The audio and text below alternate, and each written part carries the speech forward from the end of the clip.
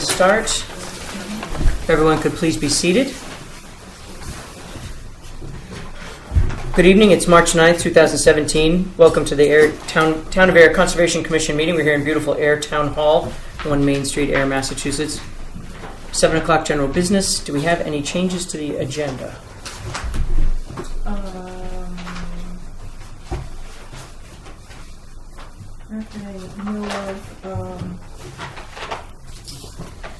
There was an email circulating on the Slarsky property.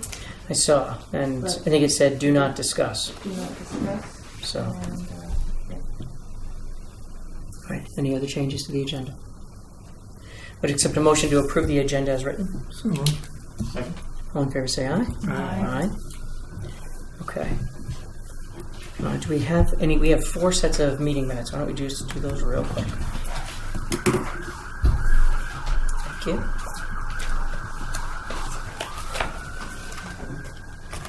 All right, so the first is from January 26th. Did anyone have any changes to the January 26th meeting minutes?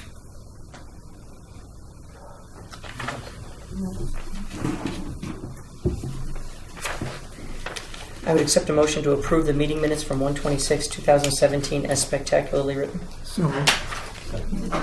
All in favor say aye. Aye. Aye. Thank you.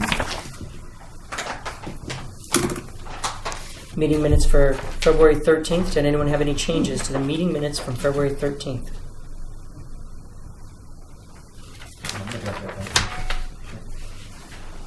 You were there. You were not at the next one. But good guess. If there's no changes, I would accept a motion to approve the meeting minutes as spectacularly written from 2/13. So moved. All in favor say aye. Aye. Aye. Thank you.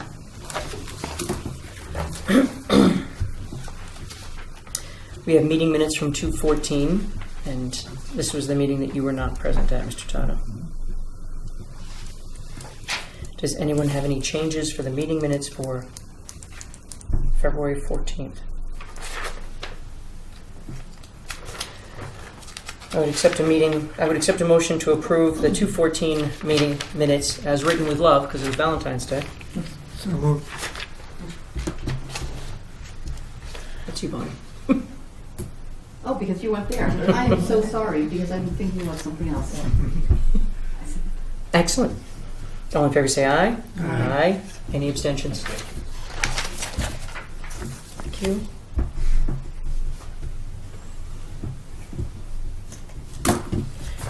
And then last but not least, meeting minutes from February 23rd.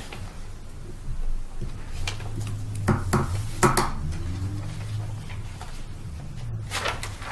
didn't have a chance to look these ones over before. Did anyone have any changes or alterations to the meeting minutes from February 23rd?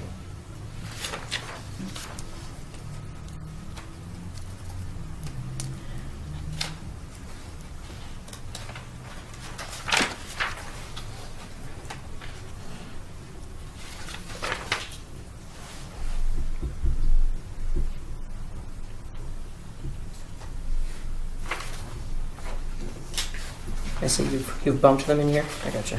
Yeah. Okay. I would accept a motion to approve the meeting minutes from 2/23 as written. So moved. Second. All in favor say aye. Aye. Thank you very much as always, Chess.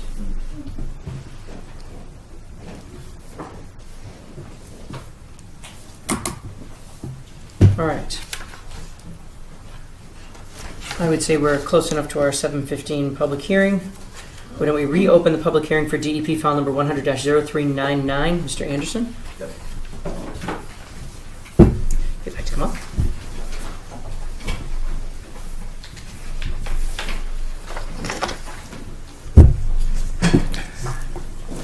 Yeah, what I was looking for was everything to be approved and move forward, so the next meeting, the 23rd, I could add my list of ordinance that I need to do to start. Okay. So I did have a chance to pass by the other day. I'm not sure that I looked at everything I meant to look at, but I felt very comfortable. Had anyone else had a chance to pass by the lot? I know. I mean, I've passed by before, so. Okay. All right. So as I recall, we last left it, we talked about a meeting, a site walk. So our only problem was is that we were snowed in. Which we will be in the next few days again. Maybe not. All right. I guess unfortunately, we just may be in horrible timing for you if it does snow again. So we do need to have a site walk, but it sounds like the only way to have one is tomorrow before it starts snowing. I didn't realize it was snowing Saturday. I'm going to be in Florida. Well, all of your sympathy just left the room. I think we're on the, just north of the area. We're like the 0 to, Mm-hmm. I think it's the Cape. That's beyond optimistic. I know right now it's completely bare. I just was out there the other day. No, that's There's perfect. no snow anywhere. Probably the best thing for us to do is to set up to have a site walk on Saturday morning. We'll give it a shot Okay, and hope that we don't get too much tomorrow. okay. It does keep fluctuating. The other day they were threatening 10 to 12 inches and then that disappeared to nothing and now it's 1 to 3 was what I saw at lunch today. So can folks make 8:30 tomorrow morning? I have to head off at 9. Saturday. What day is it? Yeah, right, Saturday. Today's Thursday. Yeah. It's felt like a much longer week than that. Yeah. we had talked about perhaps doing a site walk also for 26 Hemlock Drive on Saturday, But if we're going to do that, we're starting at 7:30. April 1st. April 1st. She can't make it. Okay. Okay. So, Mark, what we'll do is we'll have a quick site walk on Saturday morning at 8:30. Okay. And you can or you don't need to be present if you don't want to be. You'll be gone already? Or? Yeah, I'm leaving at 4 o'clock in the morning on Saturday morning. Okay. We could do 3:30, but it'd be hard to see, so. I'll be there if you want me to be. Not if your flight's at 5 4. flights. Not if your flight's at 4. No, I'm leaving at 4. Flights at 6. I see. Okay. So Um, 8:30? 8:30 on Saturday morning. Everything's flagged on the site? So we Yeah, can tell everything was still flagged. I was down there today. Perfect. Then that's probably what I was looking at. Okay. Does anybody have any questions for Mark? No. Hope the weather holds. Me too. Okay. Mark, we'll reconvene at our next meeting, which is on March 23rd, 23rd, and go yeah. over what we've seen. So I would accept a motion to continue this public hearing until March 23rd. So moved. Second. All in favor, say aye. Aye. Thank you, Mark. Thank you. Catch you then. You will. Okay. Well, so would it actually, so Mark, the thing that you were asking for didn't get brought up, that, you know, if the orders could be ready Could be ready for the for the 23rd. 23rd for signing, as opposed to approving the orders and then giving them to Yes, the that's- second, the first meeting in April. That's correct, yeah. As we had spoke, yeah. Yeah, that's what you were after. Yeah. Okay. Is there any way you could do that? Have it ready for the 23rd? To sign on the 23rd? I believe, so I could, so I could proceed by the end of the month.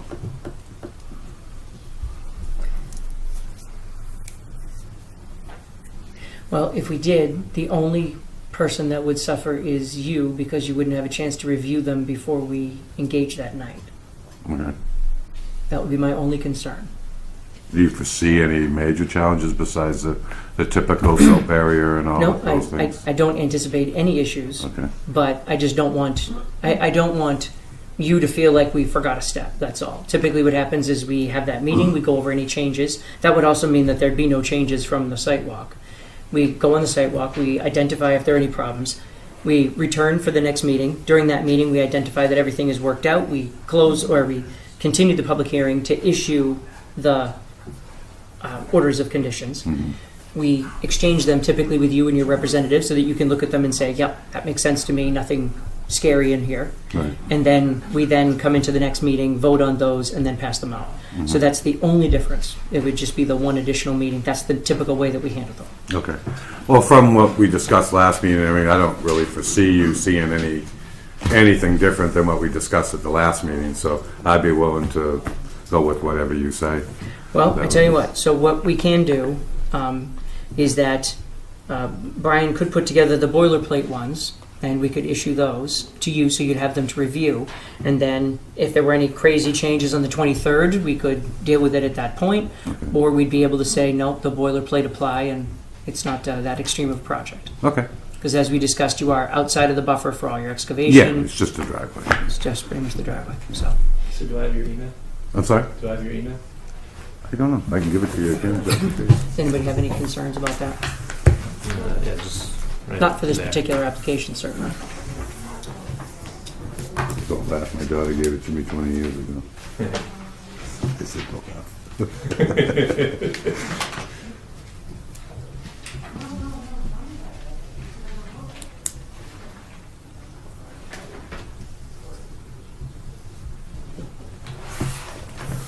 So we'll get that into you next week, and if there's anything that, causes any fuss or stir, we can work through the boilerplate part of it. Oh, before. Yeah, Yeah. that'd be great. Yeah. Great. Excellent. Well, We'll thank see you you on very the much. 23rd. I appreciate. No, I thank you. appreciate your effort on that. No, it's just, it's usually one extra step, and it's literally for your protection to go back and review it. So Mhm. if it can be reviewed in advance, then we can work from there. Don't cross anything out, just circle things that you have issues with, and we can address them together in Okay. meeting. Okay, that's nice. So, Thank Thank you you. very much, Mark. Thank you. I'll be thinking of you guys. So. It's going to be 57 next week. We'll be thinking of you. Yeah. Have a great day. You too. Bye-bye. Heck, now I have to check it again. 3 to 5 inches of snow on Tuesday. 1 to 3 Tuesday, 1 to 3 Wednesday. So where did I see the 50s? Maybe it was Florida. Okay. It's only Thursday. It's on. Right now, this is showing no snow tomorrow, all the way through 5 p.m. Yeah. Okay. Next public hearing that we had that was previously continued is the ANRAD 0398. So when we last left this, we were expecting some final plans to be dropped off. They didn't. They said they'd have them prior to the meeting, and they didn't make the meeting either. So, got nothing. Let's- You've been paid the right for the ad. No. Oh wait, yeah. Sorry, I'm thinking of Trevor Trail. This one we're paid on the ad. Well, that's disappointing. All right. I'm assuming that they're going to come in anyway, so I think probably the best thing to do is to just leave this open until they show up. I don't anticipate anything different. Okay. Let's move on to our next, which was a continuation of the notice of intent. Oh, you wanna? Oh, there we go. Just in time, Cal. Good evening, sir. Evening. The plan we were actually just about to talk about was for the ANRAD. Do you happen to have that with you? Certainly do. Wonderful. And then Calvin, we heard from some folks who watch us on TV that they need to see you guys from over like where the TV is, because the camera is back there that films this. Okay. So just like instead of presenting to us, you mind going over the corner and presenting to the Can you camera. grab that plan? That's fine. We want. The one in Brian's hand. No, in Brian's hand. Sorry. Okay, so the only change, if I remember correctly, and I'm going to admit I probably don't. Probably good. You're up. You can, Which one? the other. Oh, yeah. He's got the other copy. I think of wetland flags, It's just that one. street, And the name and change. what was the third? And the There street. were two Two flags that were. 22. Okay. And the It street was name. 20 24, 25 was missing, so 25 got added in. Got it? So 24, 25. And the duplicated flag, the one that was 224s, is that? No, there's a missing 25. It was 24, there's a missing 25, and I went to 26. So Dave replaced it, but it never got picked up because it was probably lost. Okay. Just as a double check, I remembered the flag. And there was a street name, right?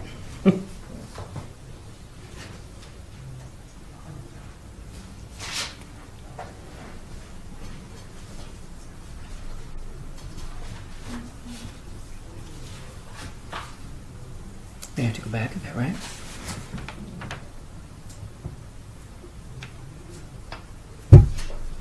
Well, Jess is just double checking. I don't think Yeah, we. you had two that were labeled 22. Okay. Well, we have a 22 and a 22A now, Okay, that was it. and 24, 25.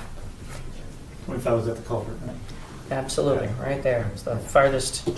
It's the squeeziest one, right there on the line. Okay. Okay. Did we have any other further questions? I think it was just making sure that the ANRAD was accurate. Yeah. Okay. So at this point, thank you, Chris Cal. Please pass that back. All right. If there's nothing further, the only thing we were waiting for to address the ANRAD was to review the plan, see the final flags in place. So at this point, I would accept a motion to issue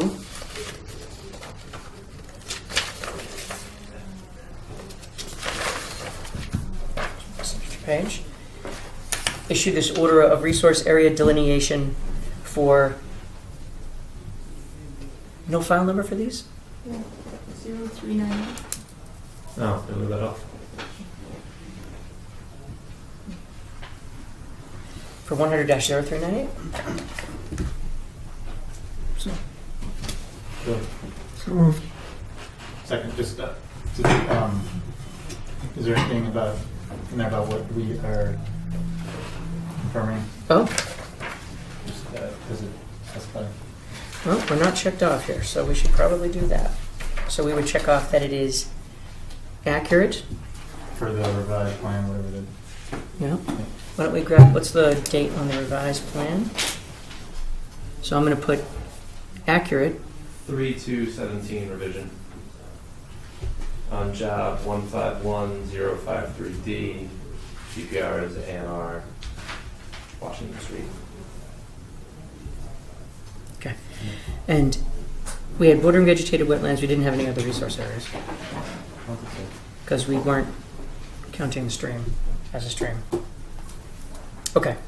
So to Mr. Tata's point, we've checked off that this order of delineation is accurate per the March 2nd, 2017 plans. So there's a motion on the table. Any further discussion? All in favor say aye. Oh, why would you do that? No. Now, I'm a little concerned because there is a, now that my recollection, I looked at the maps a couple weeks ago, that stream is a stream. It's on a GIS map. And I don't understand why we didn't include it in the wetland delineation. That stream is a stream. So that little culvert there that leads into that wetland, that's a bona fide stream that's on the GIS map.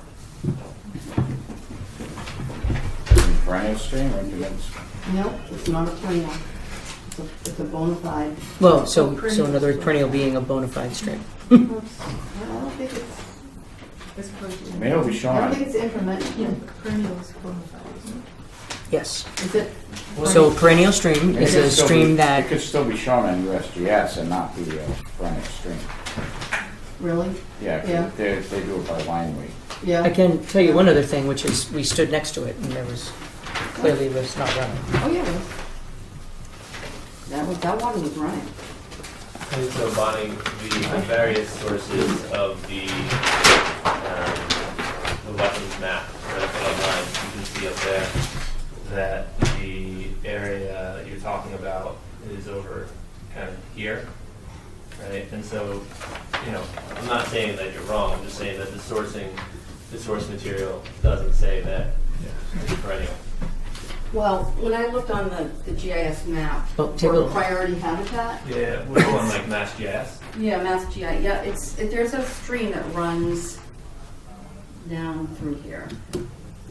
So we're looking at this one and it's not coming up, just so you know. That's not on the USGS map.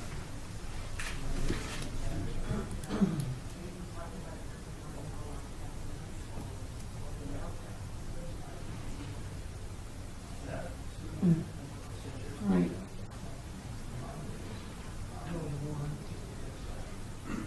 Yeah, it's odd, because We're, We're there. Let's just take a look.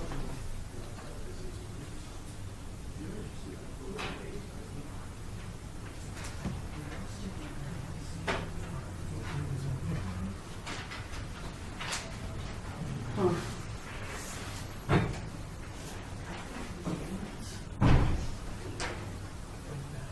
So you're saying intermittent streams would not show up? They might show up. They might or they might not. But they won't show up as a perennial stream. All right, okay, all right. Yeah, these are the sources I use for my, so the USGS, et cetera, et cetera. This is national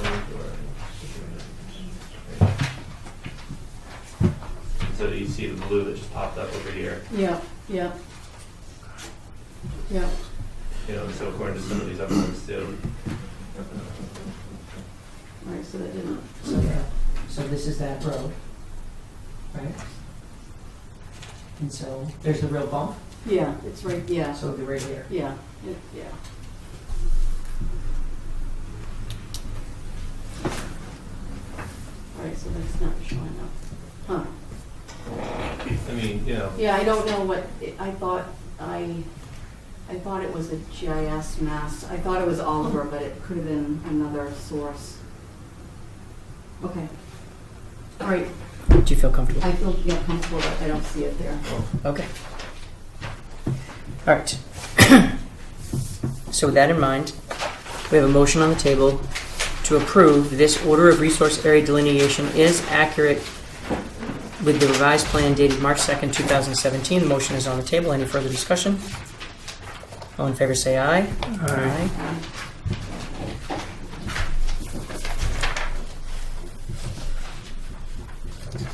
Look it easy to watch.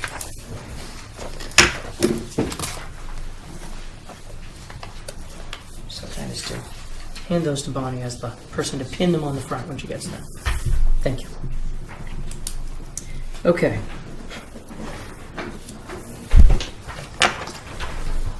I don't recall closing a public hearing for an ANRAD, do we? I think if it's a hearing. Close now. Makes more sense. All right, so at this moment, I would accept a motion to close this public hearing for DEP file number 100-0398. Second. All in favor, say aye. Aye. Okay, next up, we have a public hearing, notice of intent for the cross-country water main, Town of Ayer Department of Public Works. there was a little discussion about that today, and I printed you guys out the email, so you can have a skim of that. I'm sure Dan will fill you in anyway. Good evening. Name and Dan. So it sounds like you heard from Misty Ann. Yes, over at Natural Heritage. So we have some permitting issues to work out with them. Yeah, I saw in the second paragraph. If you don't mind, I'll read it. Yep. Misty writes, while horizontal drilling can be conducted with minimal impacts to the surface of the wetlands, hazards of this method of pipe installation include a variety of problems occurring during drilling. Drilling equipment sticks, pipe blows out, obstructions that can result in disturbance to the wetlands to fix or repair equipment. We will need to have a better understanding of the drilling plans, contingencies for problems, and time of year for work, proposed maintenance associated with the pipe, and other details to inform permitting under Mass Endangered Species Act and rare species provisions of S. Wetlands Protection Act.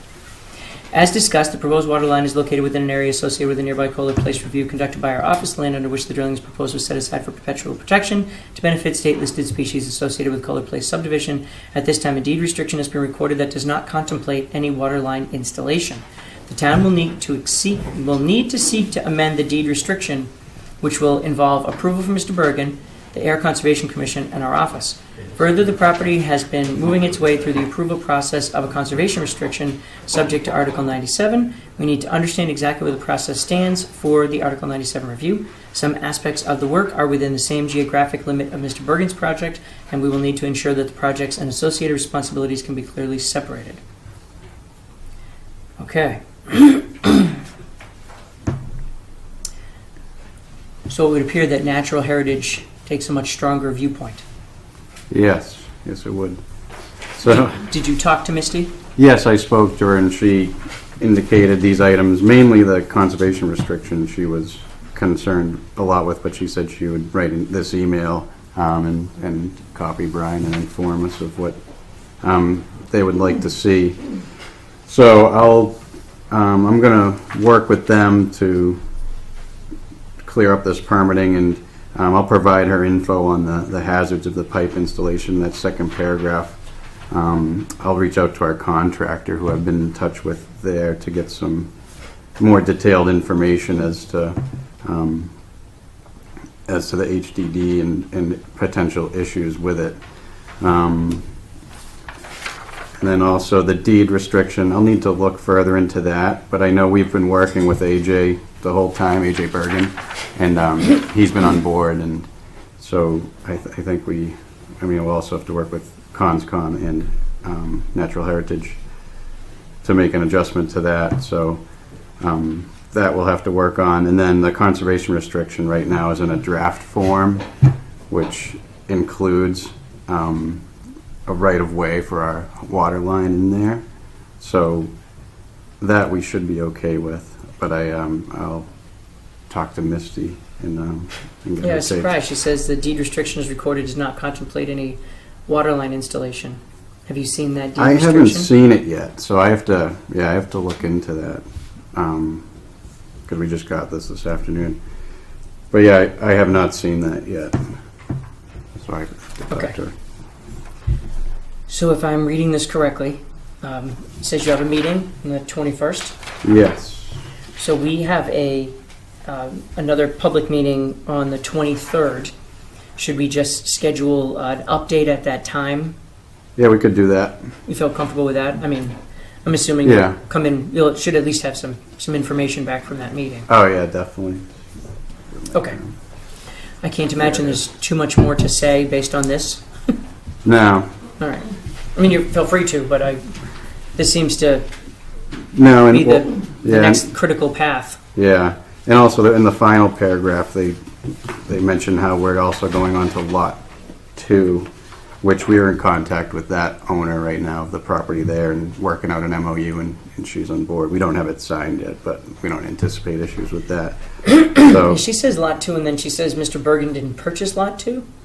yeah, I'm pretty sure she's pointing towards Lot 2 along Sandy Pond Road. Oh, That Lot 2, not the Lot 2 in Kohler Place subdivision. I gotcha. Yep. And who is the owner of Lot 2 on Sandy Pond Road? Betsy DeVos, I believe is her name. That's the Secretary of Education. Oh. No, I'm messing up my. Doesn't mean she doesn't own it. No, it's a Betsy, but I forgot her last name. Sorry. Yeah, it's not her. Yeah, so we're working with her. Yeah. You have NPR on the daughter. I was just going to say. Yeah. Yeah, so we don't anticipate an issue with that. Okay. So at this point, your intention is to meet with Misty Ann on the 21st and get some more information from her. And we'll deal with that on the 23rd. Yep. Okay. That sounds good. Anything else to share? No, I think that's it right now. Okay. Same. And nothing else new. No, this seems Besides that. This seems like the thing. Yep. Okay. Well, thank you then. In that case, I would entertain a motion to continue this public hearing to March 23rd. So moved. Sorry? All in favor, say aye. Aye. Thank you, Dan. All right, thank you.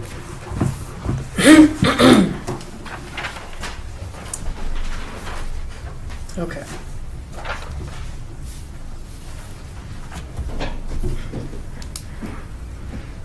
Next item up is a request for a certificate of compliance, Autumn Ridge Development, 100-0255 and 100-0317. Any folks here from Autumn Ridge?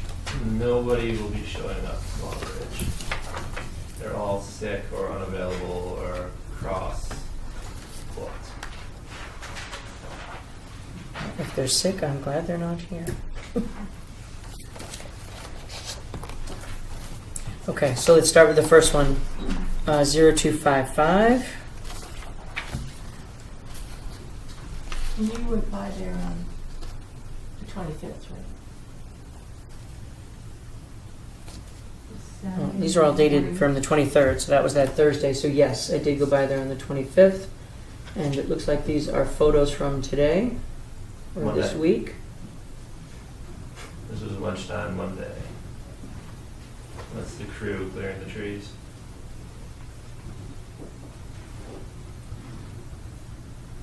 Excellent.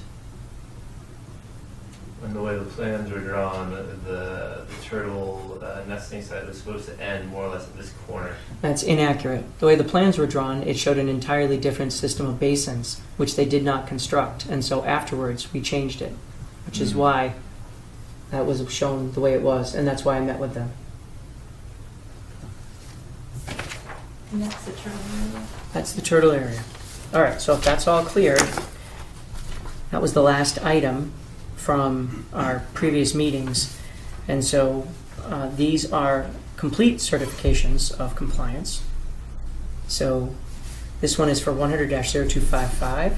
So based on the turtle habitat area being finished, I would accept a motion to issue a complete certificate of compliance for DEP file number 100-0255. So moved. Second. Is there any further discussion? Did anybody cover the wetland replication? Any comments there? Because it looks like it's underwater. So we had talked about that before. That was the area that had been taken care of before. I can't speak to that at this time, what it looks like now. The biggest thing that happened after the work that happened down there was the dam expanded at Rock Meadow Pond. And so I'm reasonably positive that from our walks before that they had done the plantings down there, but I cannot speak to what it looks like today because I did not walk that when I went to look at this.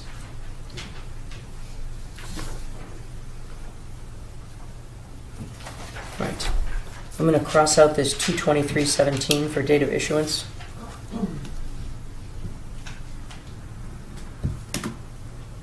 Nine or 10. All right, so there's a motion on the table to issue. All in favor say aye. Aye. Aye.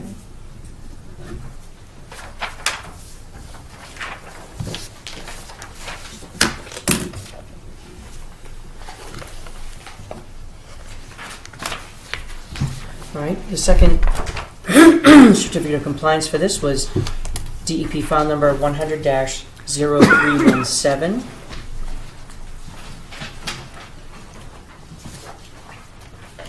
.704. This is again a complete certification. I would accept a motion to issue certificate of compliance for DEP file number 100-0317. So moved. Second. Any further discussion? All in favor say aye. Aye.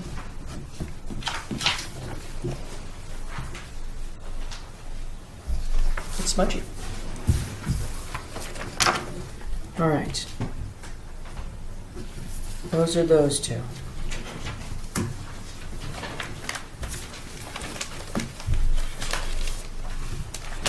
Okay. Thank you very much. Next up, submission for tonight, we have a notice of intent for Trevor Trail, 7 Trevor Trail.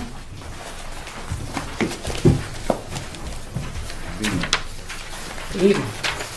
Cal, do you have a DEP file number, sir? We do not have one yet. Okay.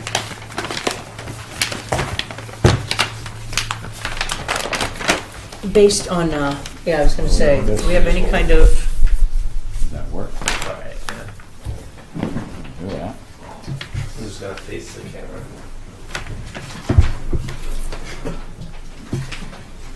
okay. So you've been talking with Nick about this. I got Nick was here for a little while this morning. He had to go home sick, so I'm doing the fill-in. My understanding is the pink line is what was approved under the notice of intent for the subdivision. And then the green lines are the extent of, with a larger house than what was in the subdivision placeholder. The green lines are the extent of the grading that's and disturbance that we're contemplating now for the backyard with the larger house shown. And so this notice of intent is to allow that house. My understanding is the way it would work is we would file a request for a partial certificate of compliance to take this lot out of the overall notice of intent, and then receive an order when we're all done with this process. Receive an order of conditions for this lot that would then be issued in the name of the person who's going to be purchasing the lot. So, But this is the, as you can see, it's got there's a foundation drain coming off the upper kind of right corner, northeast corner of the house to daylight. The work that's shown for the water line, which is the zigzag line at the bottom of the page, and then for the drain line coming off of the Trevor Trail cul-de-sac, that was all approved under the original notice of intent for the subdivision. So the work that we're talking about is just on the site proper, the grading and the house on the site proper. okay, so the only thing, just so we're clear, I remember we had a discussion about how we could deal with the open existing order of conditions. And Jess, I'd have to go back to those meeting minutes to remember where we ended up, because I know there was a discussion about what would be easiest, certainly. Sure. And I just want to make sure that we followed up appropriately, because I don't remember feeling comfortable. Given you 3 options. Yes, from Mrs. Schmitz, Circuit Rider. She said first option was to file an amendment, but the difficulty was that the order of conditions was under the name of Riley Jane Farm. Right. So that wasn't preferable for your Right. applicant. Right. Number 2 was file a new NOI, which is what we're talking about right now, with a partial COC for this lot under the OOC. Yeah. And the last was to file a new NOI, but just for the planned area, leaving some under one and some under the other with Which 2 made- applicant names. Which made no sense. Right, so 1 and 3 did not sound clean. Right. No, not at all. Okay. All right. I just wanted to make sure Yep. thank you very much, Jess. I just want to make sure we talked about those again, because I, new territory here. Literally. And it's probably not, it's probably going to be the model for moving forward for the rest of the subdivision. Do you anticipate this to happen on all the lots? Well, anytime somebody wants to build a house, it's not going to look like the house that we put on our subdivision plan. That was mostly done so that we could understand and take into account the impervious surface that we'd be creating in each lot. And I know that Nick had told me we have some 8,000 square feet of additional impervious surface we could add that would still be handled under the BMPs that we've got on the subdivision plan. However, he put in, on this lot, he put infiltration for the roof enough to cover that, so that we wouldn't have to have that whole discussion about whether we did or we didn't. Okay. So this feels like a good time to say, to just confirm, there's no additional impervious surface added by this that isn't handled with an on-site measure? That's correct, yes. Okay. Okay. Jess, did you have any questions regarding this? Being an NOI though, should we do a sidewalk on this? Well, I was kind of hoping we would. Do you know if they staked it?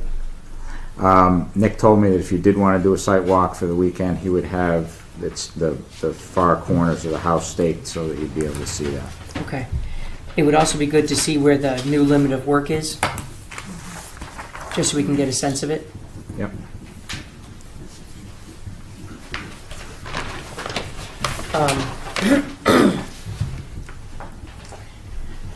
We could probably do a quick one through at 8. I don't know if that works for you, Cal. Nick will be there. I was gonna Saturday, say. so yeah, he can do that. That works for me. As long as he's feeling well, right? Yeah, if he is. If not, I'll see you there. So this Saturday at 8 a.m. Well, it seems like good as time as any, right? Any questions for you, George? No. Other than why 8 a.m.? Yeah. Takashi? Do I need to give you the? And Bonnie. So, And you have a green card? All right. I know Okay. they emailed to you.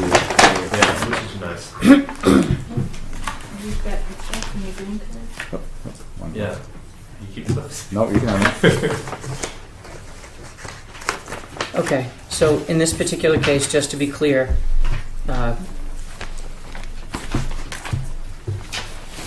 so we'll come in as if we were entering the, the original house property, park up at the top, or is there any roadway, any work been done below? I don't think so. I don't know, to tell you the truth, I can't answer Okay. that. So come in by I the think old Moore they're house I and, think they're putting in that water line. okay, Park where we parked before. park where we parked before, up with the barn's gone now? Did you guys say that last time or something? He might have, yeah, I haven't seen it. I haven't been out there. I think there was some discussion about the road into here involved removing the barn or something like that. Yeah. Okay, so I'm just going to put Trevor Trail at the old Moore's place. Sounds like a Scooby-Doo movie. At 8 o'clock on Saturday morning. And so no one had any further questions. Site to be staked for the house and the limit of work. Do you know if the wetland flags are in place still? I would think so, but I haven't been out there, so I can't. If you could just take a peek at them tomorrow, that would be great. Okay. Well, with that said, actually, do you cover on here where your soil piles and such are going to be?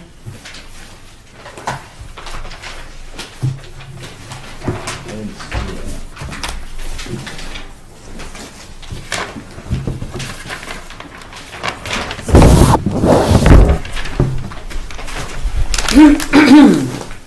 Excuse me. I don't see that. I don't think you put that on. Got down spouts. All water, safe fence, and the work. Foundation drain.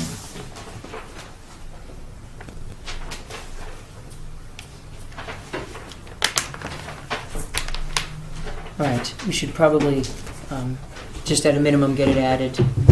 And then also, there's a dewatering basin note, but it'd be good to just mark out where that would look best on here.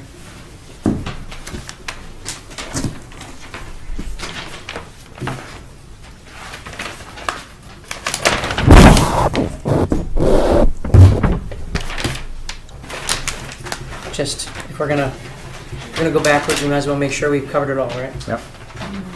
Any other revised,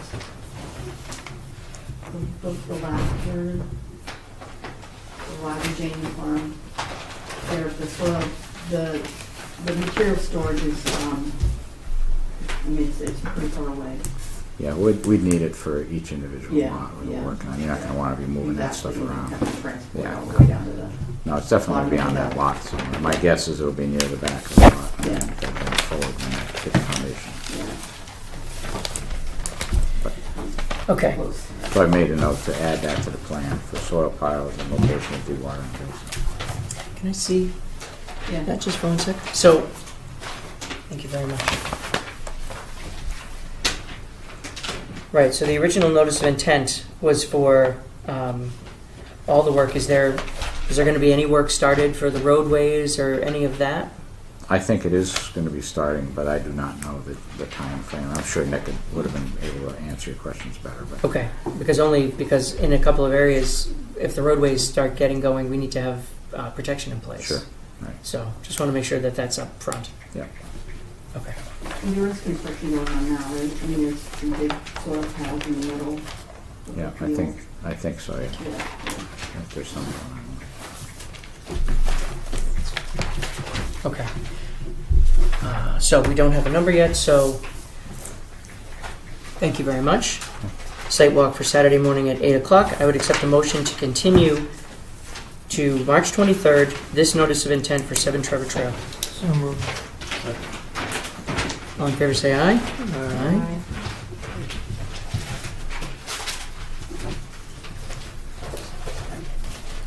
Okay. The last item on our agenda of new business is, excuse me, last week, Cal reached out so that we could talk and discuss an issue that cropped up while they were working on the project at Air One Solar. A note was made that the riverfront area for James Brook was not fully accounted for in the design. And so Cal notified me to let me know that they had stopped work in that area, that they had put in, they were in the process of putting in protection for that area, and that they were going to come before so that they could explain to everybody what was going on. After he was able to show me that they were going to stop work in that spot, I said, that's fine, thank you very much. Please come to our next hearing. So, Cal, if you'd be so kind as to show us the changes. Bill is being kind to me. This is Air Solar 1. We've got the southern array.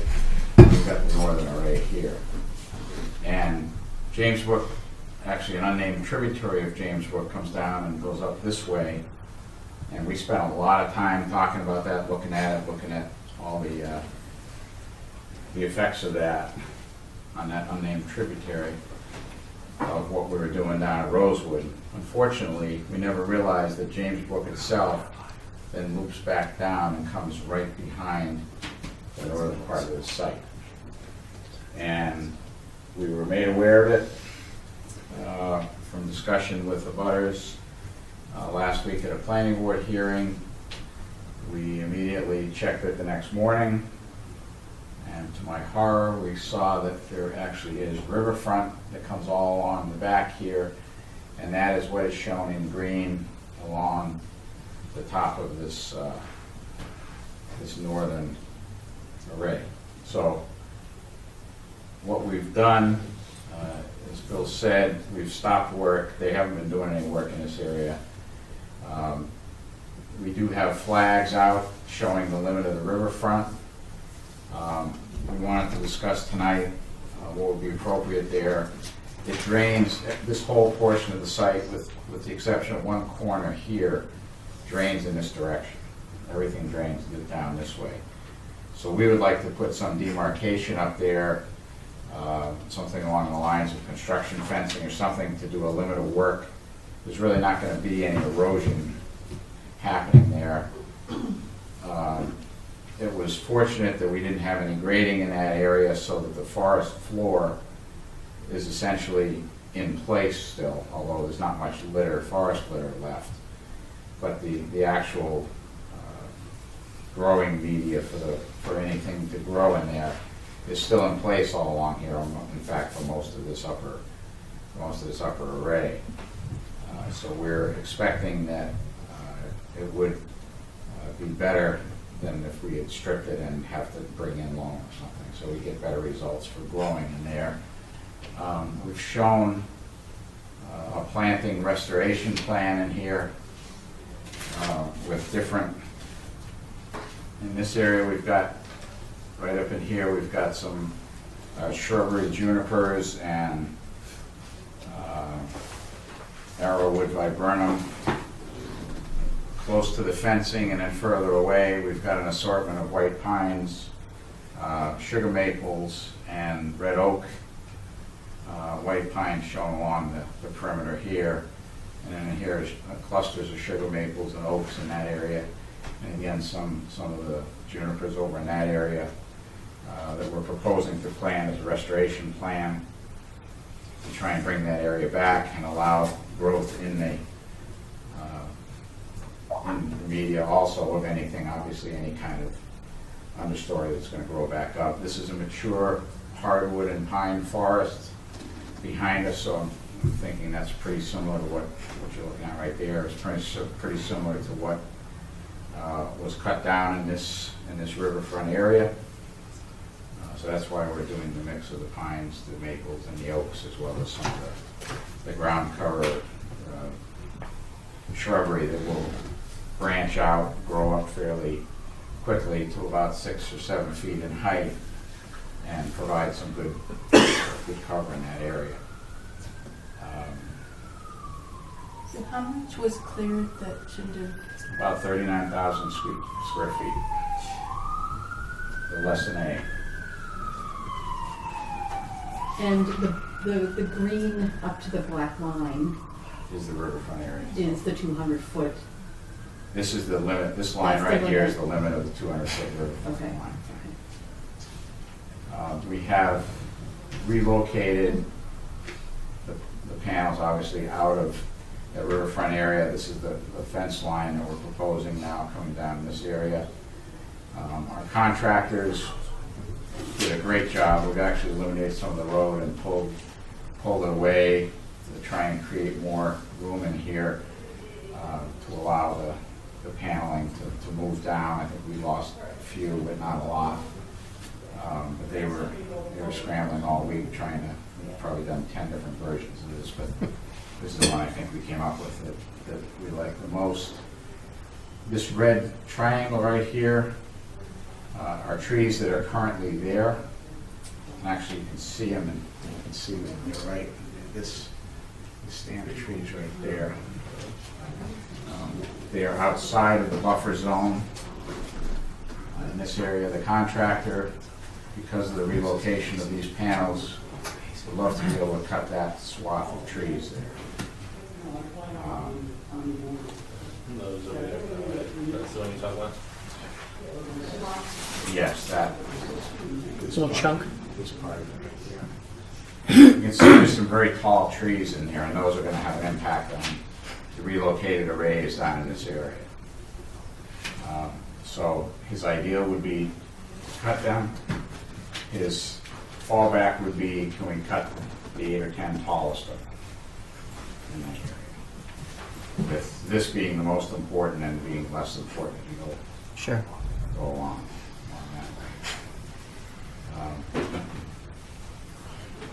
that way. And that's entirely out of the buffer? That is entirely out. This is the buffer, this is the 100-foot buffer right there. Okay. That's the riverfront, this is the 100-foot buffer in this area. So that is out of the buffer. So the We're only, not so stopping the, it. so the only difference is it was just not on your original application? Right. Okay. Right. We'd want to cut those trees. They're out this way. There's a lot of woods behind them. It wouldn't be an issue of visibility or anything. And it's kind of down in that little swale down at the bottom. So I don't think it's going to impact anybody's view of the site or provide any screening one way or the other. Jess, do you have any questions? Well, should we, yeah, I guess, well, should we take a visit or? I was going to suggest that. So my thought would be, so the only complication is that I only have a couple of hours this Saturday morning. I don't have time to do all that we would need to do. Okay. If it would work for you, I'd do next Saturday morning, with the idea of being able to look at the orange snow fence, Yep. get a feel for the layout of the plantings, because I'm assuming you don't have a layout of the plantings done at this time. Well, we've got it. I've shown spent on this plan, ground, but yeah. something, okay. But no, we don't have anything. Even if it was rough, flagged areas, Sure. And then if we could flag the trees that you were hoping to remove, Yes.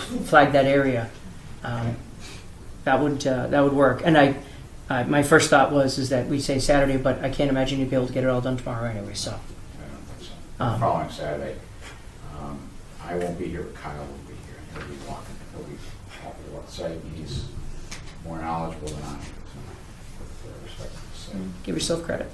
So, and the day before is St. Patrick's Day. So Well, it's a good thing you're not scheduling Nick for next Saturday. everything will be just fine. Okay. So next Saturday is the 18th. So to Jess's point, my thought was to have a site walk on the 18th at 9 a.m. Does that work for you? Double check on it. Okay. Say again. I will not be here. I'll come around. Sorry. No, that's quite all right. Okay, so site walk off Rosewood. So we'll meet off at the end of Rosewood. Okay.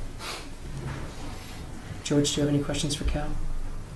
Not for Cal, but how are we handling this on paper? Well, I wasn't sure about that yet either. I think what I wanted to do specifically was see the spot where we were talking about and then work backwards from there. Okay.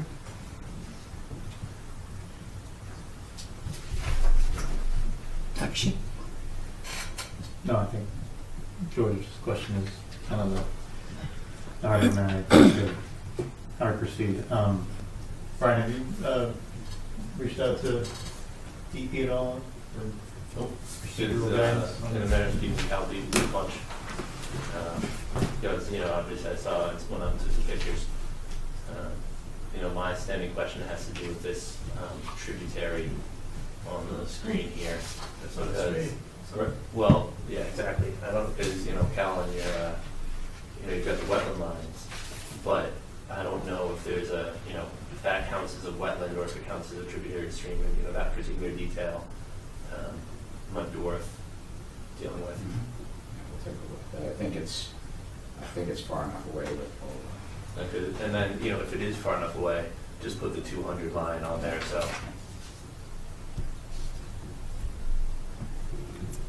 Thank you, Takashi. Bonnie? I'm just gonna, make a public statement. Pretty disappointed that this didn't get picked up before. And I'm, kind of curious why it didn't. This area is in an ACEC. It is riverfront. It's just a little disappointing. I would also maybe ask for you guys to reach out to National Heritage as well. Maybe there are additional remedies to, take with this area to kind of get it back into better shape. sure. I obviously share your disappointment. I was stunned that we missed it. It's not usually something we do. Take a lot of pride in our reputation and what we do. And this was a real blow. So, I agree with you. All right. Lori? Yeah, if we can keep that up there. My name is Lori Nearing, and I'm kind of just coming into understanding this situation. So I apologize if I ask any redundant questions here, but like Bonnie, I think I'm more like horrified if I'm understanding it correctly. So the picture that Brian has up there now, is that pre-cutting? This one, yeah. No, the one, I'm sorry, the one you had, the aerial that you had. Yeah, that's just, yeah. Okay, can your arrow show us where the cutting has happened? Not quite, but if you give me a second, I can do this. The engineer can show us. Well, it's just hard to show on the aerial, I think. The way the parcel line here is drawn up, that, actually, Cal, you probably better this. So that line here is the northern line of work that was in the photograph, and then it cuts down here, and then it sort of hooks down this space, give or take. So that chunk, is that about right? No, I think It's all wrong. Yeah, I think it's because this is where the power lines. Right, that's where the power lines I were. can show. And the river comes through in here, so I think it's in. Yeah, because the property lines obviously didn't get crossed, Yeah, no. and so it's So it's just down. about where it's shown, where the riverfront is shown there is roughly what we're showing on here that we've flagged in more detail. So the green property line that's showing up on the plan, is that cut through the middle of your parcel? Well, the top one's the easy one. What about the one that Yeah, comes the one that comes down north-south? through the middle is right here. That's that line? That's Okay. this line. So, So Brian, that- can we shift the whole picture left a little bit? Excuse me? Is that right? Is this left? Which I left? own This both left? sides of that property. I'm sorry, please don't shout out anymore. Yeah, we own both sides of this line. Right, I just was trying to use it to define where it was in the cutting. Right. So, the piece that runs down, you can see on the plan, And there's a the piece that's cleared is where the transmission lines are. So on your plan, Cal, the transmission lines are that section right through there, right? And so the dark green line that cuts straight down between the two wooded parcels is the line down the middle. And then it looks like, do you go all the way to the far green line right there where the cursor is right now? Yeah. Okay. And that area has been cleared down to there? Right, about to where that hand Okay. is. Yeah. Does that answer your question? Well, I think I'm really concerned and wondering about the environmental impact as well as the impact on the neighbors. So that discussion is long gone. It's long gone, okay, I apologize, but I'm having trouble understanding how a professional engineering firm and our board would have missed something like a river and cutting right up to a river. How could this happen? Well, actually, so we're clear. It wasn't cutting right up to the river. So, and you can see in the green space, this is in the outer riparian zone of the 200-foot riparian zone. And so the stream was off of the project. And so this is in the far edge of that piece. I'm not defending ourselves or the engineer. I'm just telling you that no one was cutting right up to the edge of the river. When you said the stream was off the project, I'm not sure what you mean by that. In other words, so the Is stream, not located on our property. It's off the property. Okay, so you were paying attention to the abutting areas because it wasn't your property, and you assumed you could cut to the edge of your property, and then you realized you cut it? Well, I wouldn't characterize it exactly like that, but that's the net result. The net result is that we cut to the edge of our property that was within the riverfront zone. We underestimated how close the river was. It was closer than we thought it was. And how it happened, I honestly I don't have a good answer for you. It shouldn't have.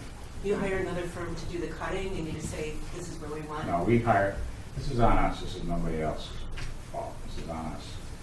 We're the ones that are responsible for drawing these plans that then the construction company works to. And you're planning to restore it as best as you can? We're exactly going to do that. so we're going to have a site walk on 9 o'clock, 2 Saturdays from now, to take a look at the area that's been cut. Is the public allowed to go on the sidewalk? No, ma'am. That's the result of liability for the person who owns the parcel. I see. We ended up with that discussion a couple of years ago. Sir, in the back, Am I allowed to ask the applicant a question please do. for clarification and using Brian's image that's on the drawing? Just to clarify this, I'm going to try to hold my emotions down as much as I can. The folks from Douglas Drive, we're not going to go there. This is not the discussion tonight. Could you clarify that your silt fence line is along this property line right here in the field, and that your planning for the job and your execution of the clearing was as close as possible as you could get it to the lot line of the abutters? That's my question. We go back to the other picture, Brian? This one? Yeah. In this area, roughly in here, we have panels, and it was cut to the property line here. You go across that to here, and then it comes down like that, and then it goes along here. That's the extent of the, So it does not follow this property.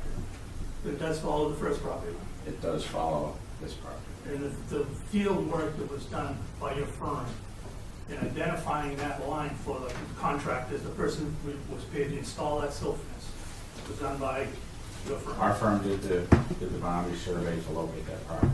And when their firm stood on the top of that hill, to look down at that river, you're trying to tell me your firm was not capable of coming back to your office before a butter on the other side told you all the trees were gone? Well, I'm trying to tell you that our surveyors didn't pick up on that, and then it was not That's during a 75 or time, 80 feet. it was not during a time of year when there were no No, leaves, and so it obscured it it's somewhat. wide open since the project started. There's been no snow. They put the silt fence in during good working conditions. Well, once they start working, they're working to the plan, they're not, the contractors are not responsible for that. I know that, but your firm identified the lot line and the location of the silt fence quite Yeah. clearly, because it's shown on the Absolutely. drawing. Yeah. That plan went to planning. They approved the line, they approved the installation of the panels, the scope of the job. It showed the panels going to the edge of that line.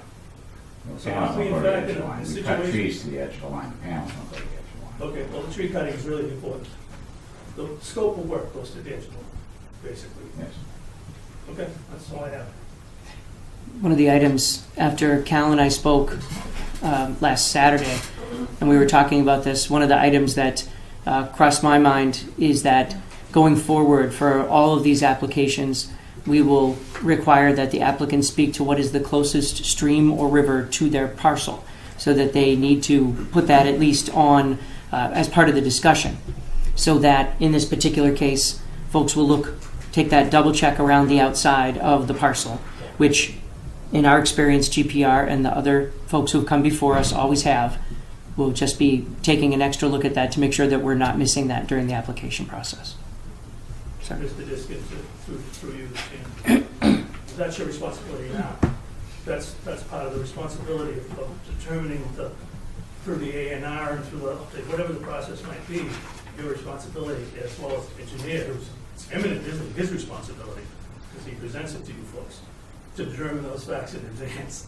And that's a known brook that's been existing for I don't know how many hundred years.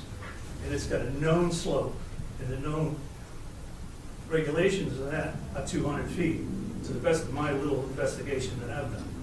So those are facts that have been out there since conservation has been reviewing drawings. Not, it's something you'd have to look at in the future. It's always been. I'm not suggesting we weren't asking about it in the past. What I'm saying is we're going to make a specific stipulated policy to speak to, listed in writing, what is the closest brook. Because what that does is it forces both the engineer and the commission to say, look on a map, look, it's James Brook, it's over here. Gosh, I'm not sure if that's 200 feet, or no, you're right, that's well outside of 200 feet. So that we'll identify that very specifically during our deliberations. Up to this point, I won't tell you that I don't feel some responsibility for this, because I do. We spent an amazing amount of time reviewing this parcel, reviewing the property, talking about the other rivers and streams around it, and quite frankly, I felt like we had really covered everything. Well, you did. But we didn't. The part that was at the end of Rosewood. That's where your emphasis was. We were very careful about all those pieces. What was disappointing is that the one piece that loops around wasn't caught earlier in the process. So I'm excited, in a way, to walk the property. As Cal has just spoken before us, and as we talked about on Saturday, the slope of the area that was affected is within the riverfront area, but it faces away from the riverfront. So that in itself is a positive. It's not a great positive, but it's better than it could have been. So that's where we'll start. We'll identify the area, and we'll figure out what's an appropriate way to deal with that area. I'm going to ask you one more question, sir. Please do. Mr. Chairman, through the chair. This particular piece that we're talking about right this evening in front of conservation was not part of an application to conservation in the past. It was only a portion that was owned by another landowner at the time of the process at the end of Rosewood. This parcel sat behind as the future location of the solar field, with a particular effort put in to maintain the work of the solar field. I'm guessing, so please, this is speculation, to be outside the jurisdiction of this board. Well, yes and no. It was So, done in 2 phases, in 2 lots. so there was an RDA for this property. This drawing that you see in front of you was part of that RDA process. So the original filing that we saw about a year ago, last winter, the original application that we saw was for literally everything, don't look at the road. So it was for everything, please don't consider the culvert, it's part of a future application. We went to great length during our meetings to say, so where exactly are the wetlands? Where are we protecting? We worked through to figure out where the appropriate limit of work was going to be. We nailed all that down as part of an RDA. And at that point, we said, okay, we're really concerned about the path into the property. There's only one path. And we said, great, we'll deal with that as an NOI, which, as you know, was multiple hearings after. But this plan did come before us as part of the RDA. But as you can tell from that area, we weren't looking at that section for jurisdictional area. We were looking at the areas that had been labeled out in the other sections as jurisdictional area. Mr. Diskin, again, I'm having a discussion, because this is a discussion of what I understand it, which is good. If it comes to you as an RDA, the proponent of the RDA is typically bringing it to you with the thought process that it complies with an RDA. Correct. Does it need to go through an NOI or through the next step to get an order of conditions? The whole general requirement to comply with when you're going into a buffer zone or into a riverfront zone, whatever the zone might be. Mm-hmm. it's then incumbent upon the applicant, I would think, to understand that he's doing that for a reason, that he wants to be away from those areas so that he doesn't have to contend with the requirements of an NOI and so forth, and keep the project moving. I don't think anyone's disagreeing with you. I think what we're saying is that the applicant came forward with an RDA because, to the best of their knowledge at the time, the riverfront area did not have an effect on their application. What the applicant is now saying is that they're clearly stating they had an error, they've made a mistake, they've identified that section of the property that has the problem, and that's why we're going to go forward to come up with a way to correct that. No one's debating that there was an error. All right. Is there anything else? Yes, Laura? Can I just ask a clarification question for anybody who owns a large piece of property like this, whether or not it, well, let's assume it does not have river buffer issues. Sure. Is a property owner allowed to cut down trees, to clear cut right to their property line if they choose to? Is that their right? It's not a conservation jurisdiction question, unfortunately. With regard to the wetlands or buffer area, that is applicable for us. I don't know if maybe the town administrator could tell us if that's a planning or a zoning question regarding clearing of trees on a parcel to the property line. Mr. Chairman, depending on the circumstances, mostly be under the purview of the planning board. Thank you very much. There could be exceptions to that, but generally speaking. Literally couldn't have gotten any luckier to answer your question tonight. So, I just wondered. No, I'm not familiar with it, and I can't speak to it from this commission's. But as you can imagine, whenever we have an application before us, the most important thing that we define always is the limit of work, and that's how we set the boundaries. Because, as Cal mentioned, as soon as those guys start going and they're putting in silt fence or whatever they're doing it as fast as they can, and they're just following the marks that are staked for them. So that's why it's so important to get it right in the planning stage. Thank you. Very welcome. Okay. So Cal, obviously this is a discussion. We're going to have to figure out how to move forward. So this Saturday is the 11th, so the following Saturday is the 18th, and I show us on site at 9 o'clock. Okay. Thank you very much for coming in. How do we resolve the paperwork issue? That's, I think, what we'll have to just figure out next.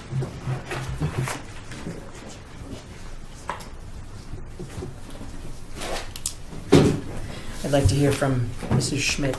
My assumption is that we'd end up doing an NOI, but that's a different discussion. That's my guess, right? Because that's how we had handled previous. Yeah, the restoration plan is. Right, as part of the NOI. Yeah. Right.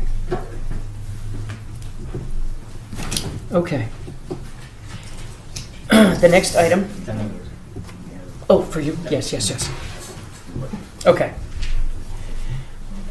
So the next comment item that we had for tonight was public comment with regard to the Ayer Local Wetlands Bylaw revision. After our last meeting, which for those of you who were willing to stick it out to the very end, thank you. As you know, we ran through a number of items, including some very good feedback from the DPW superintendent, former chairman of this commission, Tom Poole, and after that meeting, I pretty much walked through what we had talked about, and it appears that we would be far better to continue to take public comment and not put the bylaw up for spring town meeting. I don't feel that we can be prepared. We got an awful lot of information from folks, and I feel like we would be better served to serve ourselves and to serve the community to spend another few months going through it and possibly having some additional meetings to talk about it and make sure that we're all coming from the same page.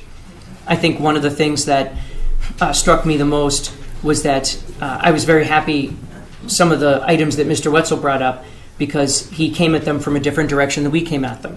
So, for instance, when he was talking about with regard to intermittent streams, and he said, well, that would have a grave effect, and it had grave effect in his town. But we were looking at intermittent streams as protecting them for the basic fact that intermittent streams are important during the time of the year when they're running. And so, as a result, we were coming at it from one direction, but I really appreciated his opinions and some of the thoughts that he brought to it. And so, if nothing else, it gave me the idea that we would be best to, if nothing else, stand back. Maybe it makes sense to actually identify specific areas where the streams or intermittent streams might be more relevant than in other locations, rather than have a wide open cross section for the whole town saying, nope, it affects these places. So I say that to you because we do appreciate your comment. We have an important meeting this evening, and Takashi has a babysitter issue, which we won't bring up. Sorry, Takashi. We'd like to take some further comment, but I just wanted to make sure that you all know, in the context of the comment, that I feel that it would probably be best for us to move to the next town meeting, which would be in the fall, or even potentially, if there's no fall town meeting, to the following spring. So, not that I can remember a year without fall town meeting, but there you are. Okay. Can I just ask a question? So then are you going to continue to have discussion over the next few meetings, next few months? I think be reapplied to a different later agenda? No, that's a great question. No, the intention is to basically take the comments that we have, revise, and look at them. Look at what what the comments lead us to, as far as some of the items that we had listed in the bylaw. Then, really, truly break it down into this is what the bylaw said before. These are the comments we received, and here are the changes. Here are our thoughts going forward. And then have another series of public meetings where we can talk about what those specific things are.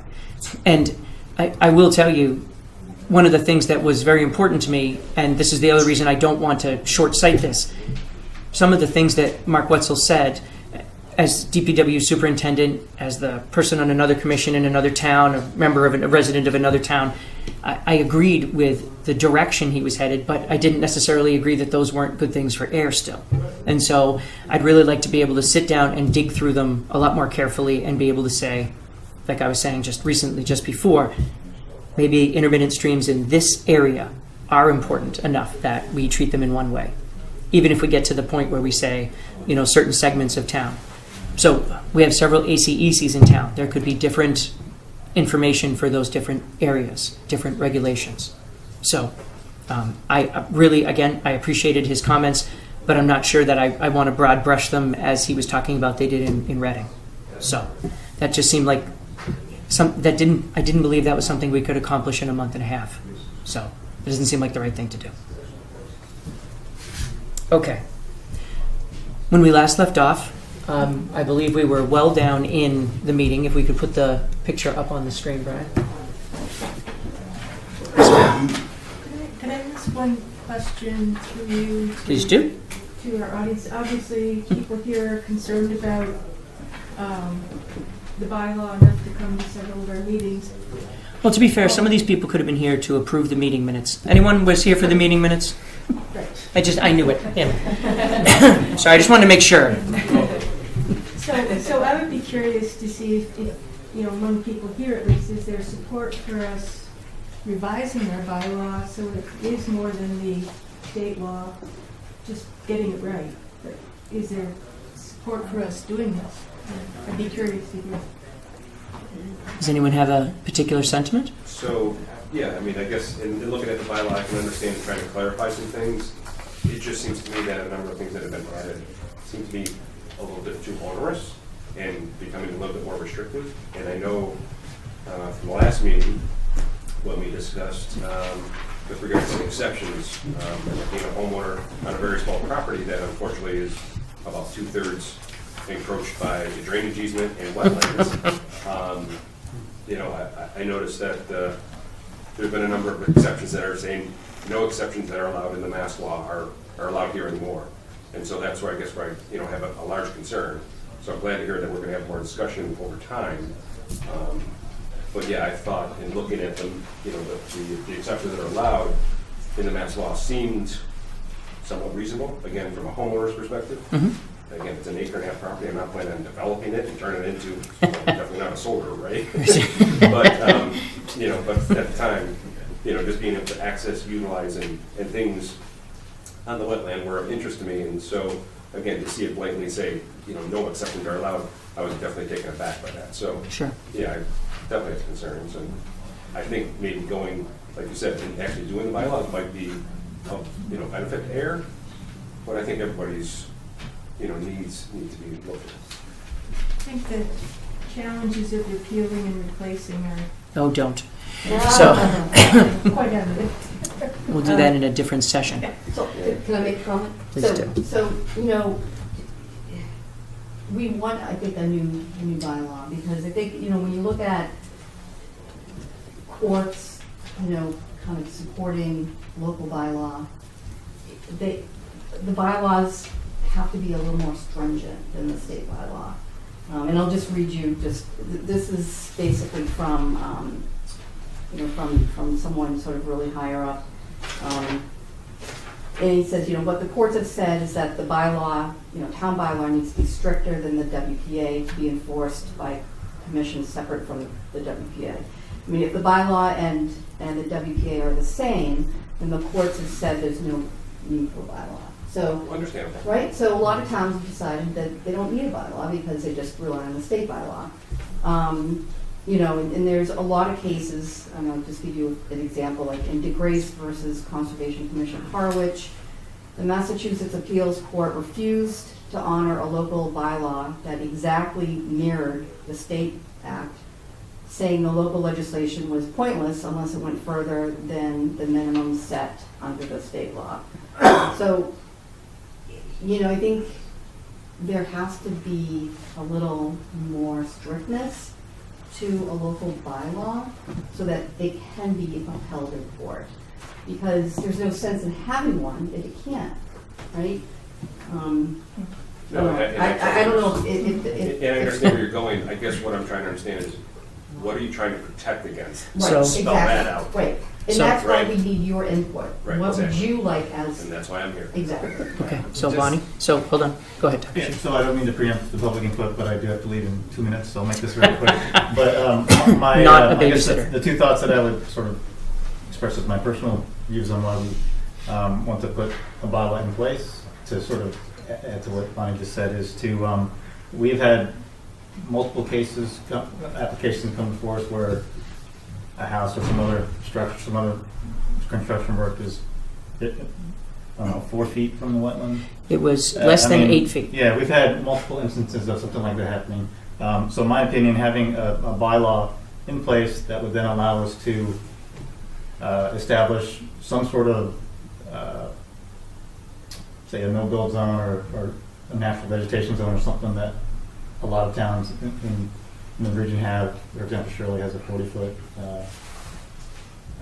vegetation zone and I think a 75-foot no-build zone. Groton has a 50-foot no disturbance zone, and another bylaw, technically no permanent structures within 100 feet unless mitigation is provided that amounts to a net benefit. I'm not suggesting we go that far, but I think And we didn't. right, you and we read. didn't. But we have had cases come before us where an applicant says, I want to build a house 4 feet from the wetland, and other than trying to nitpick and say, well, can you make it 7 feet away so you can get it backhoe through there? And We haven't really had any sort of meat to stand on, or any teeth to say, well, under this regulation, you can't do that. You have to stay X number of feet away. So that's And that I fully one, yeah. understand. And so for me personally, that's one case where having a bylaw will really help us. Sure.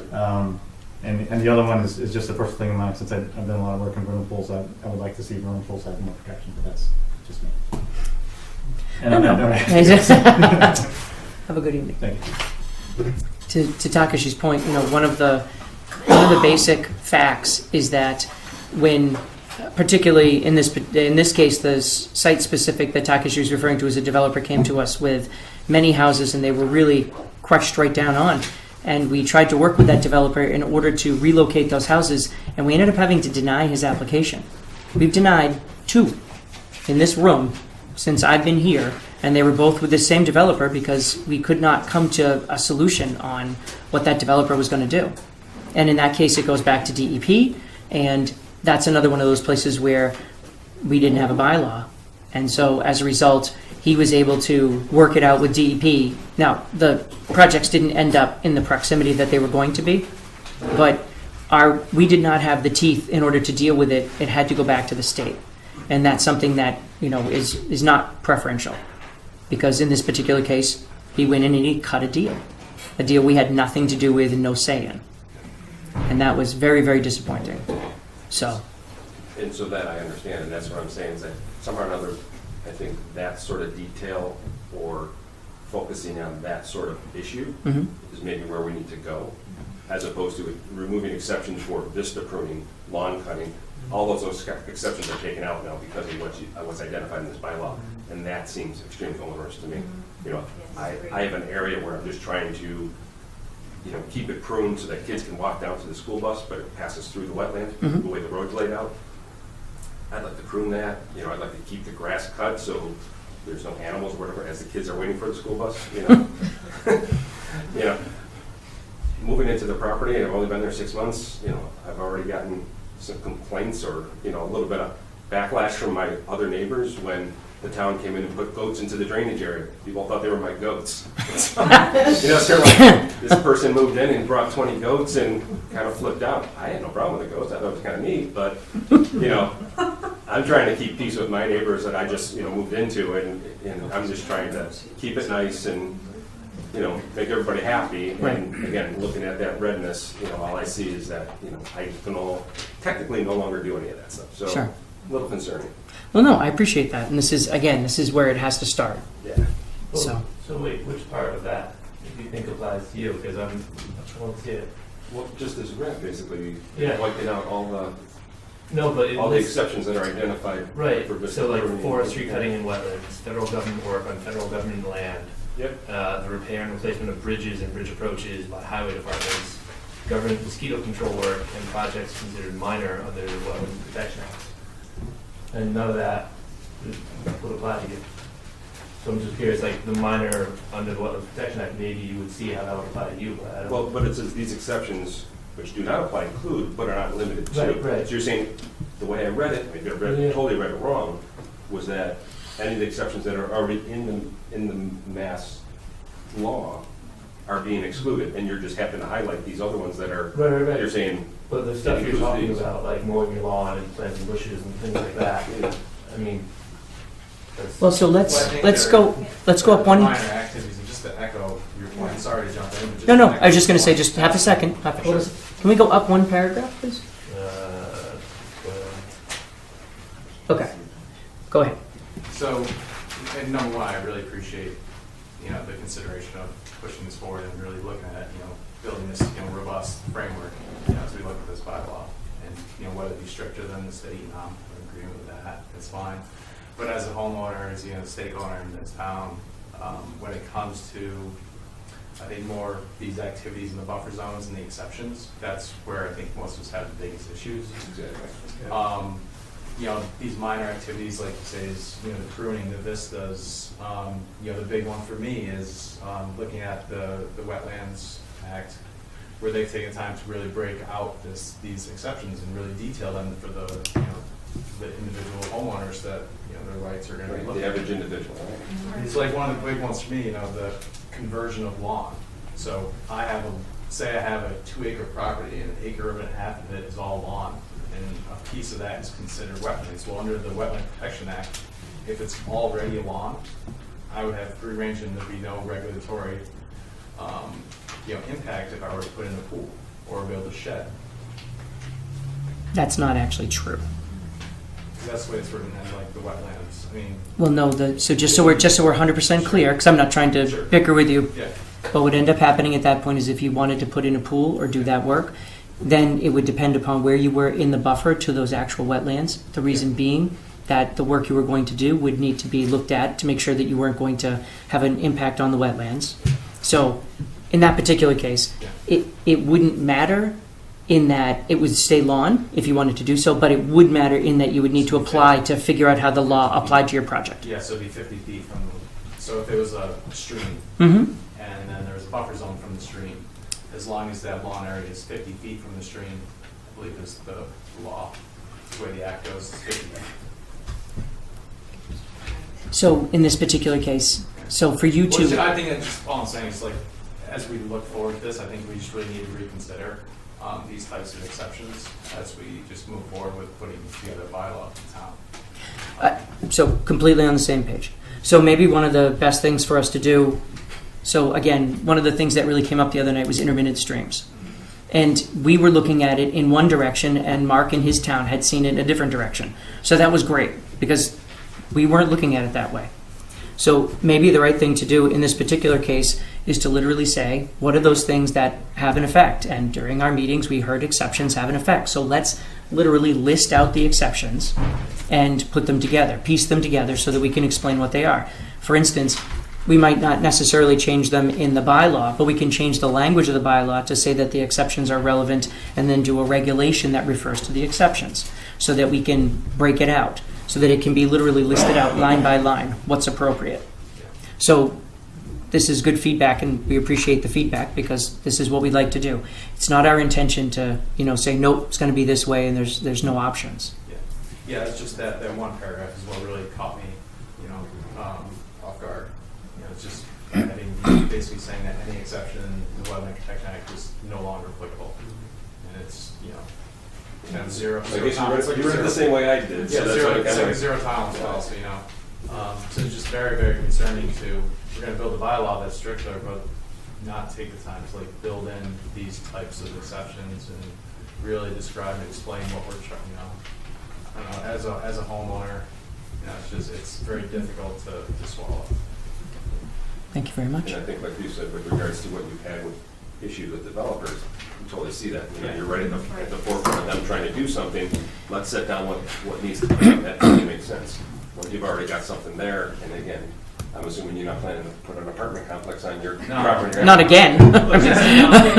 Even if you have a lawn, you want to put a shed up, or just simple things. You got a bunch of multi-floor rose growing somewhere you want to rip out. Things like that. Right. It's just it can be frustrating if the first thing that comes to your mind is like, oh, man, I got to go to the board. I have to do this. It's going to take months, and I really just want to. I don't know. It's just difficult. Especially since I'm an outdoors loving environmental person. I'm not. It's tough. So it's just from my point, and just echo his. I think that's what a lot of our issues are, is around those. The exclusion of the exceptions. Thank you very much. Yes, you had your hand up. It's just to piggyback off of that. I mean, for my property, I feel like it's pretty much 100% in the wetland zone. So a lot of it is just kind of grandfathered in. Some activities or some things that are happening with my property is a safety hazard. I have I have a small child. My neighbors have small children. So taking the time to really go through and get it right, I think is 100% support that. Great. Lori? I just wanted to, I appreciate everybody's comments. I don't live on the water or the wetlands or anything like that, but I do enjoy swimming at Sandy Pond. One of my concerns has been the homeowners that seem to feel they need to have a perfect lawn right to the edge of the pond, which means they're using pesticides and herbicides, and those get washed into the pond. And then we end up having to have all this weed growth, which you guys don't like either. None of us like. And then the town pays for weed treatment to get rid of the weeds because somebody had to have a perfect lawn. And so I know not everybody does that, but I do see a number of people doing that. And so that's something I would want. Safety-wise, you don't have to have a perfect lawn to the edge of the pond, I guess is my point. And I would like to see that somehow supported in that law. So, if we can. So it's interesting. And we're only going to spend a few more minutes on this. We have some important business at 8:45, and there'll be something on our website that I want to put up later on so that folks can send emails to a specific mailbox so we can make sure we get anybody's comments, because that's always the best way. But I just want to point out the dichotomy of what we just talked about, right? So everybody understands that a perfect lawn to the edge of the pond is tricky for pesticides and herbicides and other things. But fertilizers that get put down. But on the other side, we don't want to lose the ability to take our lawns. And so that's what makes this so hard. So you don't want to lose your lawn, and Lori doesn't want fertilizer in the pond. So you're both right, but that's really hard to capture in a bylaw. So I just want to make sure that we all understand that's what it's going to come down to, is saying to each other, okay, these are the things we're looking for, and I'm not anticipating that we'll get it 100% correct, but that's the difficulty that we're approaching here. Will there also be a provision in this for grandfathering? I bring this up specifically because our development, they backfilled to create a ledge, and there is, it best be described as extraordinarily heavy construction. It's broken concrete, it's rock, it's brick, it's rubble, essentially. We've tried our very best to create, plantings to cover it, but if it's removed or we're forced to remove it at our expense, which is our biggest concern. It's 20 years that it's been sitting there. Oh, I remember Mr. Carpenter. Yes, it's been there for 20 years. We've looked into can we remove it, not without having the entire slope collapse down into the riverfront protection area. Are we grandfathered under something like that? Is there are you going to permit some way that if future boards are so inclined to enforce a bylaw, that it's sitting on as a deed in our file that says we didn't do this, this isn't our fault, we don't like it either, but it's too expensive to remove? So one of the things I would tell you is that if it was stable and it had been put in place without our knowledge or yours, and you discovered it after you bought the house, that no one is coming back to ask you to remove it. So, it's not in the bylaw either to say that we retroactively go punish you for things you had nothing to do with. I will tell you, and so in complete open disclosure, we just recently stumbled upon a dam that none of us knew was in town. I won't tell you where it is, but in town during an application, we walked a site and there was a dam on Bennett's Brook, and completely caught us off guard. We had no expectation that it was there. There was no understanding it was there. So we immediately went back to the to the state, and we spoke to the applicant. We said probably the best thing to do is we'll work with the state so that you can take the dam out. It's not impeding the flow in a great way. It doesn't have a big backup behind it, but you can see if it got blocked off, with debris or a beaver dam or whatever, it would cause a big problem. So we're always stumbling across things. And in those particular cases, we always work with the applicant to figure out what the best thing to do is. The applicant agreed with us that the dam could cause him far more damage if it was still there than if it was gone. So we said that we would work together to find a way to make the dam go away, the necking down of the stream. In your particular case, you're talking about having material that's been backfilled in a way it wasn't supposed to, Carpenter, and that's very disappointing. But I don't know of, unless it was hazardous material, I don't know of a state law that causes you to go back and remove it. If sinkholes developed, or if it subsided and became dangerous, then you might want to do it on your own, and I would expect you'd come to us and we'd work together to say, wow, you're right, that is dangerous. Here's how we handle it. No, it's fine. They're using it essentially because the property, as you know, for James Brook in that area drops off. Right. And it's used as backfill, and it's stable because we looked into whether it could be moved. It would require heavy equipment, and we actually, asked somebody before, we didn't plan on doing anything. We just thought it needs to be removed, and he said, no, this will completely destabilize the hill, and lose half of your yard. And he said, okay, we'll just leave it. But my concern is in a case like this is not something that we did. It's been there 20 years. It's a problem that we're not expected in the future to go through and then remove it because it's within the 200-foot setback of James Brook. We're all very aware of where we live. We're very conscious of that with low application of pesticides and the things that you talked about because it's bad for the environment. And we leave most of the properties are wild essentially because we have a bobcat in the neighborhood. So which is so cool. We generally like to make sure he's got coverage to make his way around the yards and not through the yards. Right. So my point would be is that I don't know of, and would be happy to look into, but I don't know of a state law where we ever come back and say someone made a mess in your yard and you are now required to go clean it up. Like in this particular case, it's not hazardous waste, and if it's stable, it's just unfortunate at this point, I guess is the best word for it.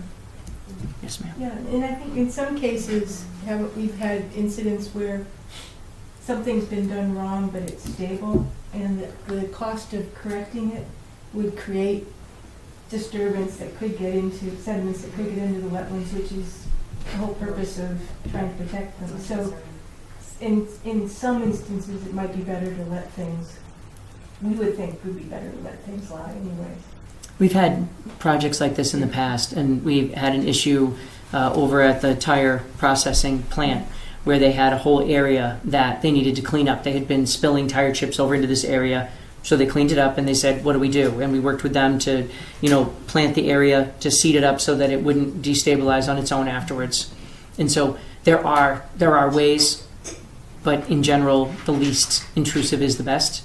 And so that's the way that we've approached stuff, certainly for the last decade plus. So, and again, But that gets into the issue of the plantings as well. Is that like we're trying to make sure that the slope is stable. I mean, it's a significant drop off, so we don't bother with anything past the edge of it. It's very clear that anytime something looks loose or the dirt looks loose or whatever, that gets into that issue as well. Is that like sometimes we do put plants in an attempt to create a root structure without I hate to tell you this, it's actually the worst thing. we should just let it slide into. No, let it stay grassed. So what happens is, we did some work years and years ago. When you go down to the mall by where Home Depot is, I always forget the name of that mall. Whitney Field. Thank you. So as you pull in to the mall at Whitney Field, you have the mall on your left and you have a big dirt berm on your right. Well, that dirt berm is to protect that area from having the river end up in the mall. So one of the things that the companies that deal with the insurance for that berm, they're supposed to do is take the trees out of the berm, because the trees grow down, grow roots, and they grow through, and they allow water and material to channel through, and eventually they actually break down the berm. And so the trees are actually the problem. So that's my only experience with that. Well, it's the invasive species that we're moving, not to get into a big discussion about my own personal property, because that's not why we're here today. No, we'll be there tomorrow, but we understand, but... that was my concern, is that, if we're doing this, if we're hand removing the invasive species and we're trying to stabilize the hill and do that sort of thing, if somebody, we want to make sure that the bylaw is such that you would recognize it as a homeowner, looking out for the best interest of the resource, doing their very best to protect it. If we put in 4 shrubs and didn't call Brian, as you know, whenever we've had anything we thought about doing on that property, or we wanted to do a project, we've been before you, we've filed an RDA, we've done any requirements that have been necessary. So I just don't want to put in 5 shrubs and be like... So I have an idea.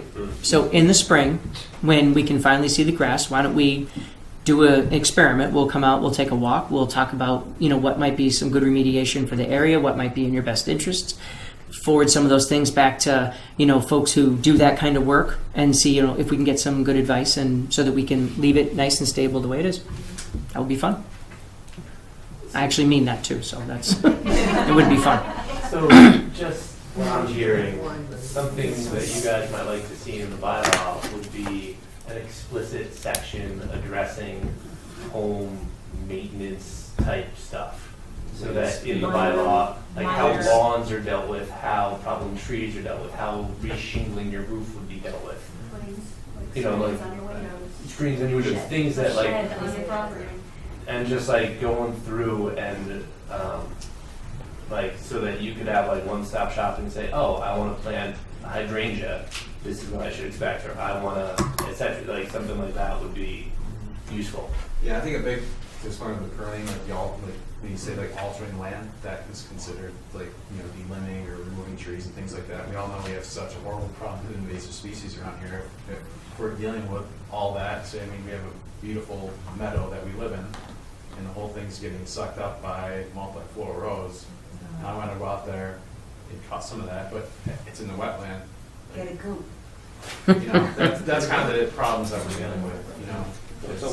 So what about, just in the sense that if we really got into that, that would make a really big bylaw.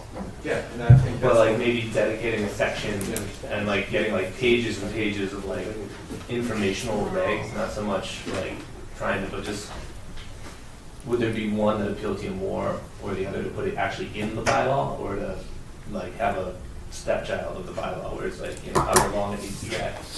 Well, in that case, so just not to cut that off, so the only question in that case would be to work backwards with the MACC, so the Mass Association of Conservation Commissioners, and talk to them about what's the better way to do, because again, it goes to the Attorney General. So if the answer is to create a bylaw that notes exceptions and then build regulations around those exceptions so that, it's all out in front up front, that might be better. You saw what their bylaw is. It doesn't have a lot of exceptions and things like that. So at that point, the idea would be to either include a section that was explicit or to include a reference to a regulation that was explicit. But whatever's the right way to do it through the state attorney general. And I only say that because I don't know the right way to do it through the state attorney general, but I'm assuming they do. I'm assuming that the reason they wrote that prescriptive bylaw is because that's what's passed. So, Mr. Zane, you had the last comment of the night, sir? Well, I missed the first 2 meetings, so I don't know what else you've covered. I wondered if you covered the issue of fines in previous meetings. It's a situation that you're familiar with, just for people here in the room. I had a driveway that when the builder, I'm a member of the Carpenter Club. When the builder built it, he didn't really properly grade the side of the driveway, and it's adjacent to a wetland. And I wanted to go in and fix that and grade it myself. I don't want to get into that issue, that's not what I'm here for. But there was a very similar situation right down the street. Now, before I went to undertake this project, I think some of the people in this room would be amazed to know some of the people who are upstanding members of this community who said, don't take that to the Conservation Commission. But I did. I took it to the Conservation Commission, and you told me everything I had to do. And what I had to do was, I mean, bottom line was spend $4,200. I got my estimate from Ross here. To me, it's not worth it. I'd rather install a more efficient heating system for my home and spend $4,200 on grading the side of my driveway. But the similar case down the street did the same thing that I didn't do. And at the time, I chatted with Brian about it, and the fine, I believe, was somewhere in the neighborhood of $300. So it seems like there's an incentive there to break the law. Well, so just so we're clear, the fine is $300 per day per issue that is identified. And it actually stems from the state's law, which is to assess a fine per problem I understand that. per day. So, but I think that the fine actually is only the beginning of what happens. So just as a, for instance, there are 3 projects in this town that we actually, after multiple issues of problems with the developer, brought the state in, the state came in, took over, instituted major changes to the way they were doing their work, to how they were monitoring it, forced them to hire a consultant that they were paying for by the day to be on site to make sure that all the things that were supposed to happen were happening. And so fines are a sticky thing in that a fine is a beginning point of the discussion, but when it comes to then cleaning up or correcting a mistake that was made, the state, we would absolutely go and we would bring the state in so that they would work with us to enforce what really needed to be done to make the correction. And I understand that, but I think you're speaking of contractors and commercial enterprises, not homeowners. In general, we're not speaking about homeowners. However, we would be able to do, in that circumstance, we did have a fellow who 9 years ago, cleared an area that he wasn't supposed to clear. He came in, he met with us, he said, I won't clear that area, and then he cleared that area. And when we were done, we worked backwards with him to create a planting plan, much like the one we were just discussing with the applicant who was here earlier. And we started over again with a new notice of intent, and he had to go and get it flagged, like part of your discussion is, the $4,200 and the plans. He had to get it flagged, he had to have plans made, he had to make the corrections, and we went back and we worked it through with the state as to what was the right way to handle that. So I don't want to say that what you're saying is absolutely correct, Harry, that there are undoubtedly people out there who say, well, maybe I'll get fined, but I just want to do what I want to do. I understand that happens. Say again? I think there's a lot of them, actually. I guarantee there are. There are lots of people who do things they're not supposed to do every day, and I can't fix that. But what I can do is deal with it afterwards if it has caused a problem or presented a problem. And that's really the only thing I can do, and no bylaw is going to fix that. That's just what people do. Well, I don't even know if the bylaw includes the fine. I'm just simply raising the issue, and I don't even know whether you can increase the fine, so you're talking about going beyond what the state says. But I'm really curious to know how you view that problem. I don't know if Brian recalls the amount of that fine, but I don't think it was anywhere near $4,200. Well, so hold on a sec. So again, the fine is one piece of it, but if that person, and I'm not familiar with this, but talk about it later, if that person then had to go and do all the things that we talked about with you that are required under the law, the state law, to do the work that he was supposed to do, if we went back and said, you now have to do those things, it would amount to certainly much more than the fine.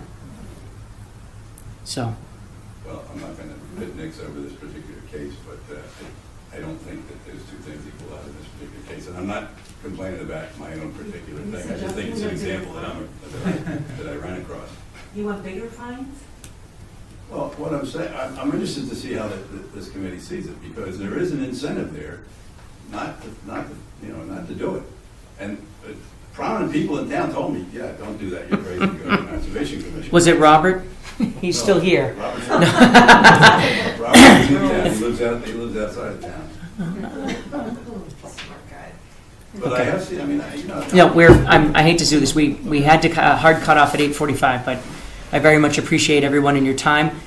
We're going to put it on the website. My intention is to reach out to the IT lady, Cindy, ask her if she can work with us to get an address, an email address that'll be, wetland bylaw comments at, air.com, whatever it ends up being. It'll be on the website. We'll have it in big highlighted letters. And so please, any comments, appropriate comments, please send to the email box. So, thank you very much. All right.